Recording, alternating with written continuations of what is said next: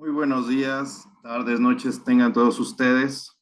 En este espacio de reflexión filosófica, política y restaurativa, tengo el gusto nuevamente pues de contar con la compañía de un gran amigo y colega, Ebert Silva, con quien ya en este espacio hemos tenido la oportunidad de platicar y pues nuevamente abrimos este espacio de reflexión, de diálogo, para hablar sobre un tema que, como le comentaba a Ebert, me parecía muy interesante y retador para todos aquellos que nos encontramos en los procesos de construcción de paz, que es justamente los liderazgos transformativos.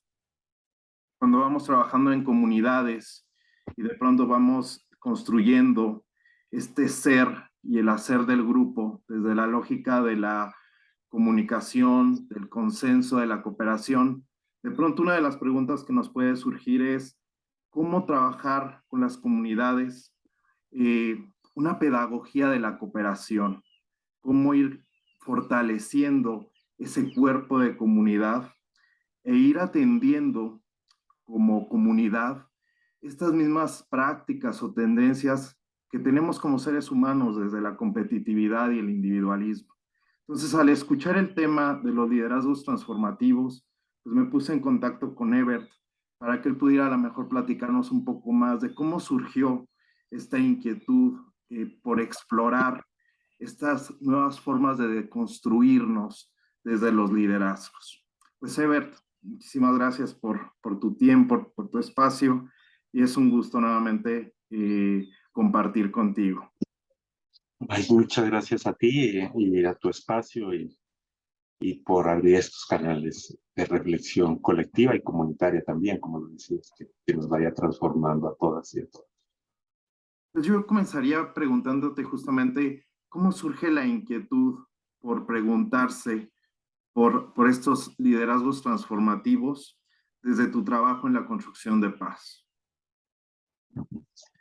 Bueno, mira, esto es una historia bastante larga, yo diría que inclusive experiencial en términos de que, bueno, además de experiencial colectiva, inclusive, porque con muchas personas nos fuimos encontrando en la práctica y en el ejercicio de participar en espacios colectivos y más de una vez fuimos o bien víctimas o bien fuimos también ejecutores de alguna acción que excluía, marginaba, rechazaba a otros en este sentido contemporáneo de la competitividad, de la sobrevivencia casi que se nos hace creer y de la escasez.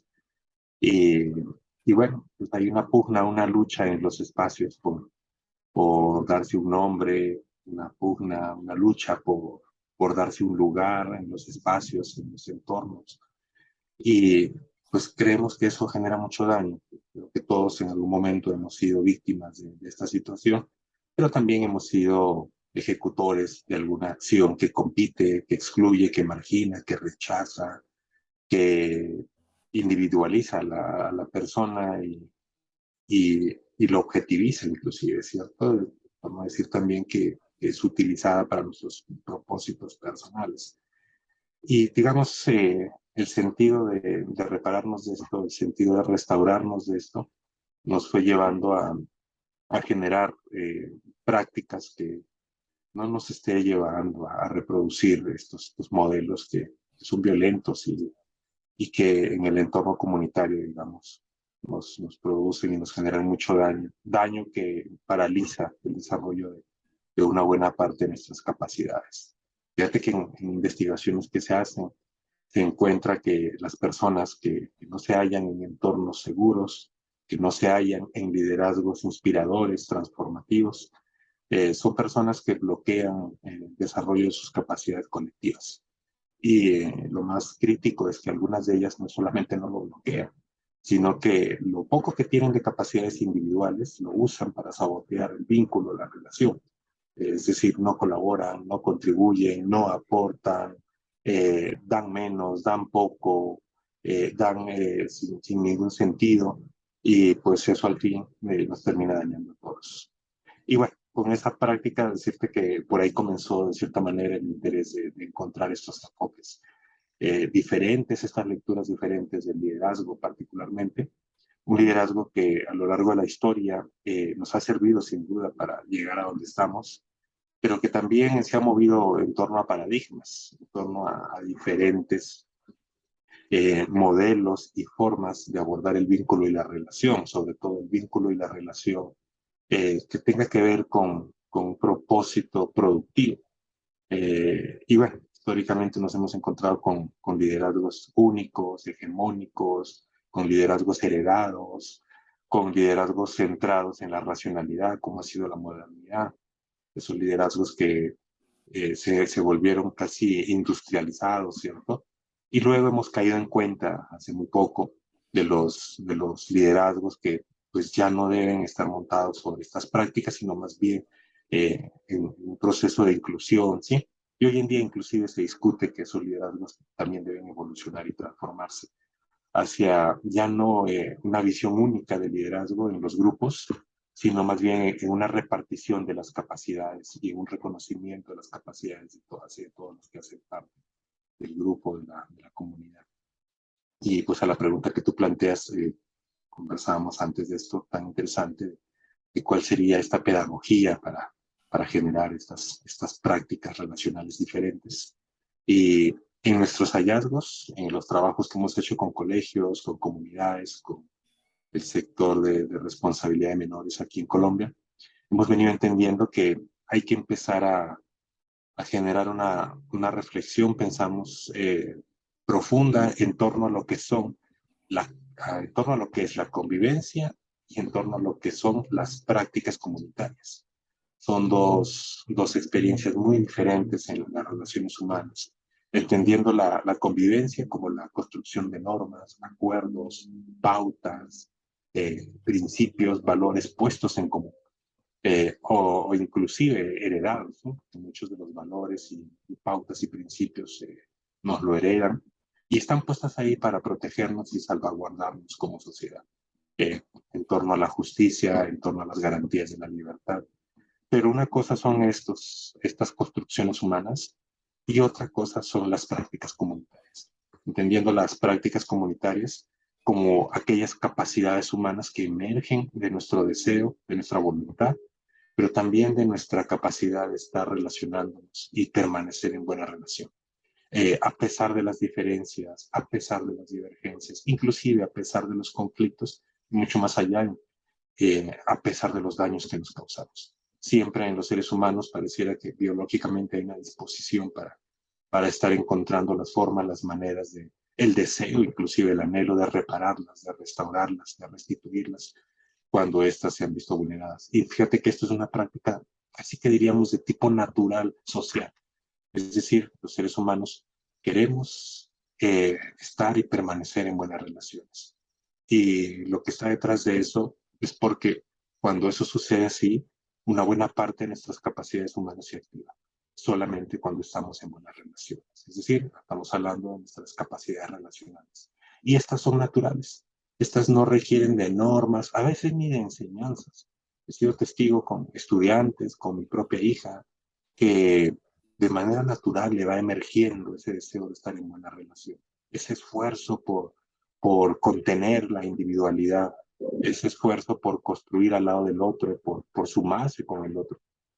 Y sentimos que esas son una serie de capacidades que están activas y están disponibles para emerger en la condición humana. Y nuestro modelo cultural nos ha estado llevando a olvidarnos de estas capacidades, inclusive a minimizarlas, por no decir a rechazarlas. Y creo ahí que hay una gran oportunidad para abrir profundamente estas prácticas comunitarias desde un ejercicio pedagógico para que se puedan crear las condiciones necesarias que hagan que las personas actúen desde esa bondad profunda que todos los seres humanos tenemos y ese deseo de estar relacionándonos bien con los demás. Y en un segundo nivel dejamos o aprender a dejar como salvaguarda, como protección, como seguridad para todos, esta construcción de lo que nosotros llamamos la convivencia, las normas, las pautas, ¿cierto? Y una serie de expectativas inclusive que creamos de la convivencia. Y digo, dejarlo en un segundo nivel no por menospreciarlo, sino porque son necesarios que estén aquí. la condición humana es vulnerable, por más que tenemos un deseo profundo de estar en buenas relaciones. Eh, es cierto que nos equivocamos y también es cierto que cometemos errores en nuestras tomas de decisiones que afectamos a otros. Es decir, por más que sea nuestra naturaleza estar relacionándonos, a veces lo hacemos torpemente. Y eso produce daños, produce conflictos, naturalmente genera diferencias. Y necesitamos de estas normas, estos principios, estas pautas, estos valores explícitos, construidos o heredados para salvaguardarnos en la libertad, en la justicia. Pero entonces tenemos que entender cómo aprendemos a priorizar las prácticas comunitarias y tener como una salvaguarda, como un auxilio para estas situaciones difíciles, estos modelos de convivencia que nos permiten reparar, restaurar, mediar inclusive las situaciones cuando se tornan difíciles en los vínculos y las relaciones. Y esto te voy a poner un ejemplo quizá para poder ilustrar mejor esta situación, ¿sí? Eh, y esto lo vemos muy frecuentemente, a lo mejor ustedes pueden sentirse identificados. Si en una institución educativa, una estudiante, por alguna razón, eh, hace un comentario y genera una mirada equívoca con un compañero o una compañera, no sé, voy a poner un caso de los más simples quizá. Eh, no saluda a la compañera cuando ésta le dice hola, ¿sí? Y este se va derecho y quien dice que no la escuchó o simplemente no está interesado en tener el vínculo. Y la otra persona que no recibió el saludo va a comenzar a elaborar un sentido de rechazo, de exclusión por parte del otro, porque no responde a un saludo, ¿sí? O a un interés de tener una amistad, que sucede mucho en los chicos y las chicas. Entonces, esta persona le va a contar a la mamá, este niño, esta niña le va a contar a la mamá que el compañerito tal lo mira mal, que el compañerito tal no le habla, no le saluda, ¿cierto? Y la mamá va a ir al colegio con un aprendizaje cultural que tiene, producto diría yo, de que somos una sociedad que está enalteciendo muchísimo los protocolos, está enalteciendo muchísimo los procesos de convivencia, que como digo, son necesarios, pero estamos olvidando los procesos, perdón, los procesos sí, de convivencia, pero estamos olvidando los procesos de vida comunitaria. Entonces, esta mamá va al colegio con ese aprendizaje en donde le han enseñado que hay protocolos, hay procesos, y donde las directivas acusa al otro estudiante de estar haciéndole bullying a su hija, a su hijo. ¿Sí? Y pues tú te puedes dar cuenta que no necesariamente es una situación de bullying, que es quizá algo de lo que están hoy en día los colegios padeciendo mucho, porque pues, todo es bullying. Y no podemos ver que todo es bullying. Muchas de estas situaciones son simplemente ausencia, carencia, ignorancia de prácticas comunitarias o de entornos para producir prácticas comunitarias. ¿Qué sería una práctica comunitaria aquí? Pues que la niña le pregunte al chico o el colegio tenga un entorno, una práctica pedagógica para que se conozcan y sepan por qué están viviendo así o por qué actúan de esta manera. Y lo más seguro es que pueden encontrar que el otro niño no le hace bullying a la compañera o al compañero, simplemente está pasando una situación difícil en la familia, una separación del papá o tiene una personalidad tímida, ¿cierto? Y no es una situación de bullying, es una situación de activación de prácticas comunitarias, es decir, que se conozcan, se reconozcan, se integren, se crucen en el camino de una forma más intencionada pedagógicamente para que este conocimiento mutuo no caiga en el error de que tengo que activar un protocolo, un procedimiento, una norma de convivencia, ¿cierto? Y toda norma de convivencia está asociada desde nuestros modelos punitivos a un castigo. Entonces la mamá llega no a pedir que el niño salude o responda a su hija, sino a que le den un castigo porque ignora a su hija, rechaza a su hija. Pues fíjate cómo le hemos dado tanta predilección a los modelos de convivencia y nos estamos olvidando de los modelos comunitarios que son casi naturales y que hay que incentivarlos. Allí, digamos, hay una oportunidad grandísima de liderazgo, en la medida en que los liderazgos tienen que ser prácticas comunitarias. Es decir, no pueden ser prácticas directivas. Venimos de unos modelos culturales donde los líderes han dictaminado normas, leyes, reglas y las imponen. Y muchas veces para sus beneficios, sus propias perspectivas, sus propias construcciones sociales, sin ningún tipo de consulta. Y lo cierto es que venimos o nos encontramos más bien frente a una sociedad que ha sido educada, que viene siendo formada en más libertades, en mucho más conocimiento, Entonces, no es una sociedad que está presta para que se le impongan normas, como fue quizá la sociedad de nuestros ancestros del pasado, ¿cierto? Donde era más factible que uno sea el que piense y los demás se ejecuten. Hoy en día hemos hablado tanto del empoderamiento de los individuos en la sociedad, pues que ya es el tiempo, ya están empoderados. Entonces no están para recibir normas, sino están para construirlas al lado de. Y ahí es que necesitamos tener liderazgos que sean participativos, liderazgos que sean, que tengan la posibilidad de que las capacidades sean distribuidas, sean reconocidas, pero al mismo tiempo se generen responsabilidades en donde todos aporten y todos contribuyan. Y esto, digamos, no tiene que ver con que se pierdan los roles de responsabilidad institucional o de responsabilidad comunitaria. Hay que diferenciar roles de responsabilidad comunitaria por roles de liderazgo. En la medida que tiene la responsabilidad comunitaria, su liderazgo está en cuidar la comunidad, pero no necesariamente en generar los conocimientos, ni en generar las prácticas, ni en generar la animación, ni en generar el arte, la lúdica, porque ahí vamos a encontrar que va a requerir de la comunidad para producir este tipo de expectativas, de hábitos, de prácticas que los seres humanos necesitamos para poder crecer en comunidad.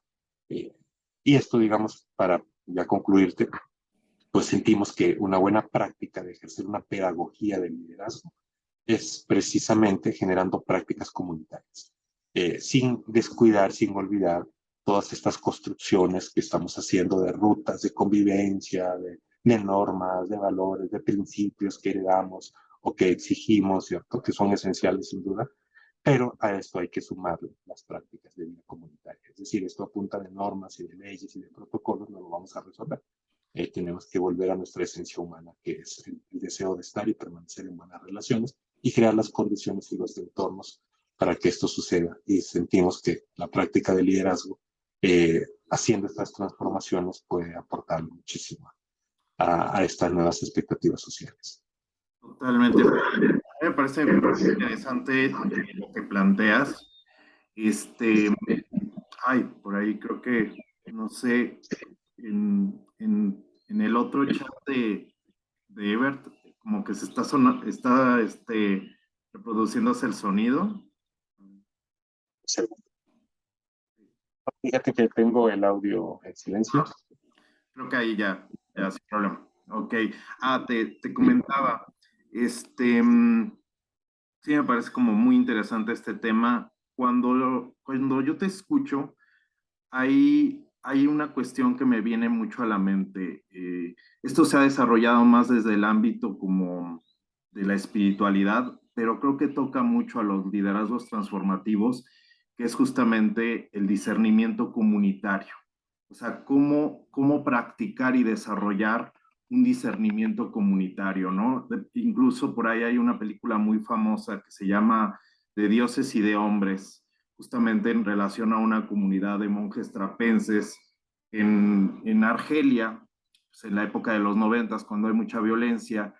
Esta comunidad se encuentra sirviendo en una localidad y tienen que plantearse la posibilidad de salir de la comunidad pues ante la violencia que existe, ¿no? Entonces es muy interesante el ejercicio de reflexión y de reflexión comunitaria y de decisión comunitaria al que llegan, porque justamente creo que esta película refiere mucho cómo ellos abandonan cualquier tipo de modelo de liderazgo vertical, tradicional, por abocarse a un ejercicio donde en común pues ponen sus miedos, sus dudas, sus incertidumbres, pero también pues esas certezas que los tienen trabajando con la comunidad, ¿no?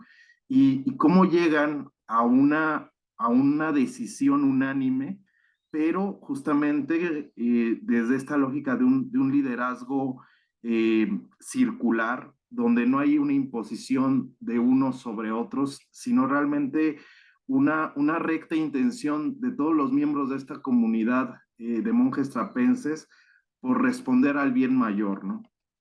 Y poniendo en común, como comento, pues sus miedos, sus dudas, sus incertidumbres.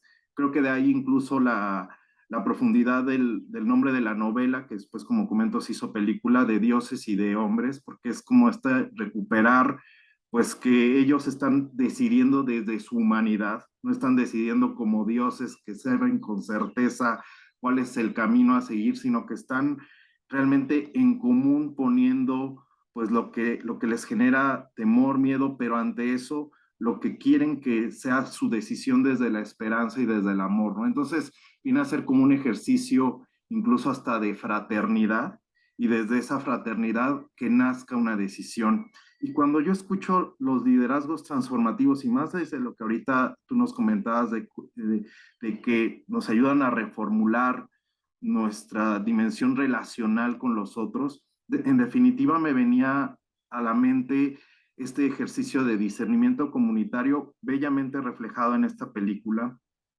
donde hay como dos elementos para concebir incluso un discernimiento comunitario. La recta intención de cada uno de los integrantes de la comunidad por, por construir una decisión desde el bien mayor y y la disponibilidad de cada uno de los miembros de la comunidad de escucharse entre ellos y también cada uno expresarse desde la sencillez y desde la vulnerabilidad de su propia historia individual, ¿no? Y en ese irse reflejando unos con otros, tomar una decisión en común, ¿no? Y entonces es muy, creo que incluso aquí estaríamos dando un paso de lo que es como el consenso, que es esta suma como de individualidades hacia una decisión, hacia lo que es la unanimidad, que es más como en el sentido de cuerpo, ¿no? Entonces, por ahí como que me salían muchas inquietudes en relación a estos liderazgos transformativos y cómo pueden ser trabajados, abordados, como te comento, desde una lógica de discernimiento comunitario. Ahí el audio creo que... Ya. Sí. Eh, sí, mira, qué interesante que lo plantees desde esto que tú ya lo llamas también liderazgos circulares. Y ha sido un hallazgo también para nosotros plantearlo, ¿cierto? Porque en algún momento nos habíamos encontrado con unos liderazgos planteados de forma horizontal, inclusive, ¿sí? Eh, pero también hemos sido conscientes desde la práctica y la observación que los liderazgos horizontales nos están limitando la capacidad de relacionarnos. Y a esto nosotros le hemos llamado los liderazgos lineales, ¿sí?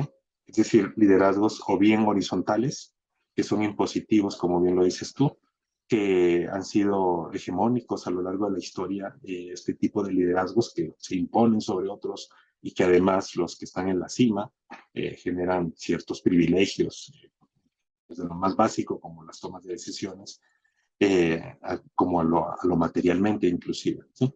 Y creo que culturalmente hemos transitado hacia los liderazgos horizontales, sin duda son menos violentos, digo menos, generan menos daños, pero nos están sumiendo en una práctica difícil para la condición humana de estos tiempos, estos liderazgos horizontales, y es que nos están llevando a los extremos, es decir, a polarizarnos y unas polarizaciones que evitan confrontaciones, unas polarizaciones que evitan encuentros.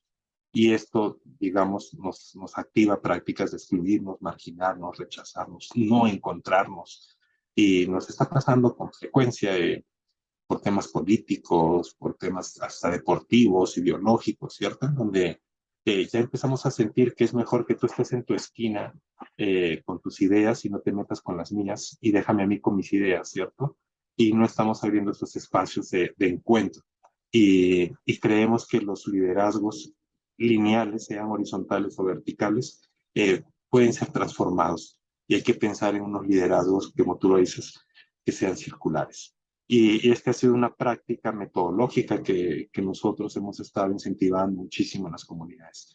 Es decir, que estos liderazgos horizontales implican tener conversaciones desde las más básicas y obvias, que las construimos desde nuestras propias reflexiones, ¿cierto? Yo te miro y me hago una imagen tuya y te represento así, pero muchas veces lo que yo construyo de esa imagen en realidad está muy impregnado de mis miedos, está muy impregnado de mis propias experiencias, reflexiones, y nunca te consulto. Nunca te consulto para preguntarte quién eres, ni nunca abro el espacio, ni tenemos el espacio para contarnos cómo estamos. Pues yo te veo a ti así, entonces digo, este es un filósofo, es brillante, es lúcido, ¿cierto? Y sin embargo, cuando generamos y rompemos esas verticalidades o esas horizontalidades y nos acercamos a encontrarnos, pues me doy cuenta que eres un ser humano igual que yo, construyendo la vida, esforzándose por entenderla, ¿cierto? Con miedos que luego me siento identificado. Y es allí cuando aprendo a amarte. Es allí cuando aprendo a no significarte, sino más bien a asumirte como una trascendencia, ¿cierto? Y creo que ahí es cuando se vuelve espiritual esta práctica. Y deja de ser racional. En el momento en que dejo de imponerte mis perspectivas y te incluyo desde tu naturalidad, desde lo que eres y te muestras conmigo. Y eso nos da una tranquilidad, una libertad y nos da una esperanza y sobre todo un sentido de justicia que nos dispone a comprometernos, que nos dispone a involucrarnos, que nos dispone a explorar en nosotros cosas que creíamos o sentíamos que no podíamos o simplemente no queríamos comprometernos. Y comienza a emerger en nosotros nuevas capacidades. Y esto lo posibilita una relación circular. Entonces los liderazgos transformativos son circulares, precisamente. En ese sentido, que todos somos iguales, ¿cierto? Todos nos escuchamos, todos generamos prácticas para acompañarnos. Y esto implica aquel que tiene la responsabilidad de la comunidad. Y esto sí que cuesta mucho, y creo que tú en la práctica lo has experimentado. Por ejemplo, instituciones tan arraigadas como la escuela, tiene prácticas totalmente lineales de liderazgo, ¿cierto? Muchas veces verticales, otras veces con mucha reflexión pedagógica se vuelven horizontales, pero sin embargo siguen todavía produciendo los distanciamientos. Entonces vamos a ver al profesor que impone sobre el estudiante, pues nada más los modelos curriculares son impuestos.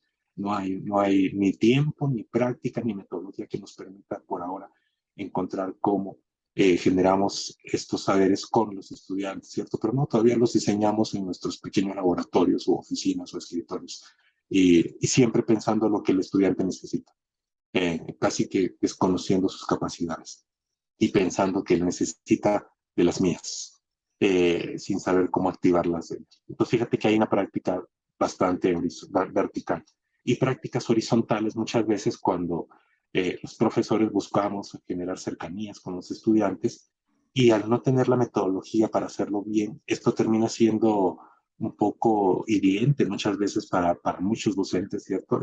¿Cómo yo voy a hacer esto con los estudiantes? ¿Yo por qué debo hacerlo? O al revés, el estudiante lee esto de mala manera y dice, aquí no hay orden, aquí no hay ningún tipo de control, entonces nos descontrolamos porque pues, el profesor es chévere y el profesor termina en su esquina y el estudiante en su esquina y como quien dice, ya no nos encontremos porque si lo hacemos esto no va a funcionar. Los liderazgos circulares es un reto grandísimo para la escuela, pero también de alto impacto y productividad para la vida comunitaria, para la convivencia misma. Sí, en la medida en que, ¿cómo cuesta? Sentar a un profesor con sus estudiantes, hablar de tú a tú. Eh, Cuesta muchísimo, ¿cierto? Hemos tenido gente que formamos y les cuesta mucho, por ejemplo, sentarse con los estudiantes a conversar. Quieren facilitar un círculo de pie. Sí, y claro, con eso hay patrones ya impositivos, hegemónicos, ¿cierto? Que pues ya casi te están diciendo que tú eres el que tienes ahí el control. Y pues eso al profesor le asume una responsabilidad grandísima de la convivencia o de la vida comunitaria, porque estas son prácticas que no deben recaer solo en el docente. Él tiene la tarea de cuidarlo, ¿sí? Pero la tarea de responsabilizarse de ella es de todos, incluyendo los estudiantes en sus etapas de vida. Todos tenemos que aprender a responsabilizarnos del vínculo y de la relación. No puede ser una responsabilidad solo del docente. Y cuando éste llega y se pone de pie frente a un grupo de estudiantes donde todos están sentados, pues él inmediatamente está asumiendo esa responsabilidad y los chicos, las chicas están generando que eso no es con ellos. Entonces, eso rompe, digamos, profundamente el cultivo de la responsabilidad de ellos, ¿cierto? Entonces, una práctica circular y esto tiene pues, unas conversaciones grandísimas seguramente Sí, que habría que seguir haciendo, implica muchísimas cosas porque de plano hay que en principio romper estos paradigmas lineales, verticales, horizontales del vínculo de la relación y comenzar a entender cómo podemos relacionarnos, como tú dices, desde esta construcción de consensos.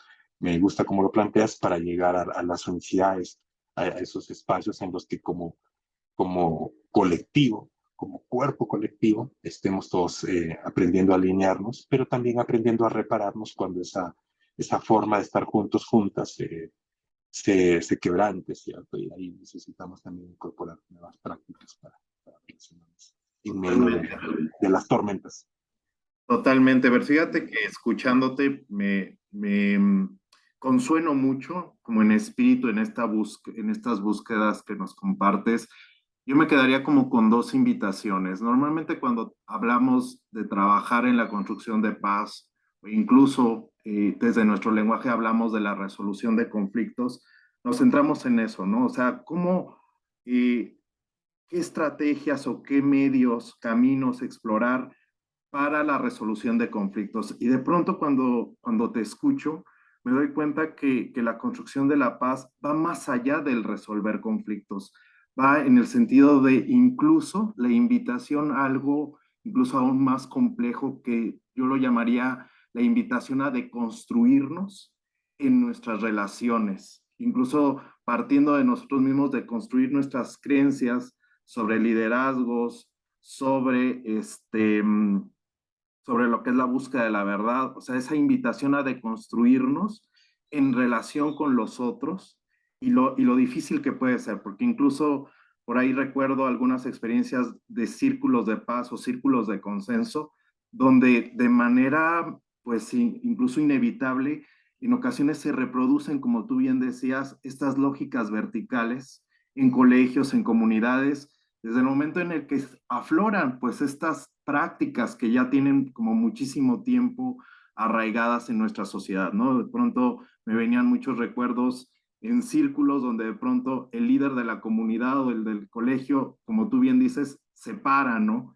Y entonces en el pararse ya, pues ya está reproduciendo una forma de comunicación que como tú bien decías también, no es mala, también estos liderazgos horizontales y verticales nos han dejado cosas buenas, tampoco se trata como de polarizarlos o tener esta comprensión como dual de la realidad, pero sí de complejizarlos y decir, bueno, qué otras maneras de relacionarnos y de decidir podemos construir, ¿no? Yo me quedo como con esta esperanza, ¿qué otras formas podemos construir y desde qué otras formas nos podemos deconstruir para caminar hacia un bien mayor?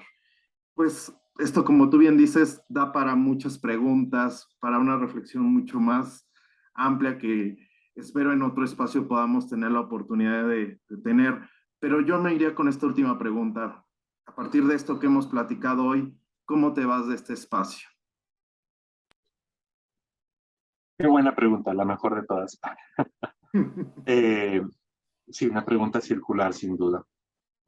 Bueno, yo me resalto en principio una idea y es la de entender que la construcción de paz, como lo planteas, va mucho más allá que atender, resolver conflictos o restaurar vínculos, relaciones. Esto, digamos, tiene un componente altísimo, proventivo, proyectivo, preventivo, inclusive si lo queremos mirar así, casi que diría que de un 90% de nuestro tiempo. Podemos hacer mucho más entregando nuevas herramientas y formas para relacionarnos y abordar las diferencias y las divergencias, que solo ocuparnos en resolver los daños o resolver las situaciones relacionales críticas, pues porque de cierta manera ya las hemos dejado que pasen. Y podemos evitarlas y hacer que las personas mismas desde el primer indicio eh, sepan cómo resolverlas, sin decir que va a haber momentos en que se requieren intervenciones para este tipo.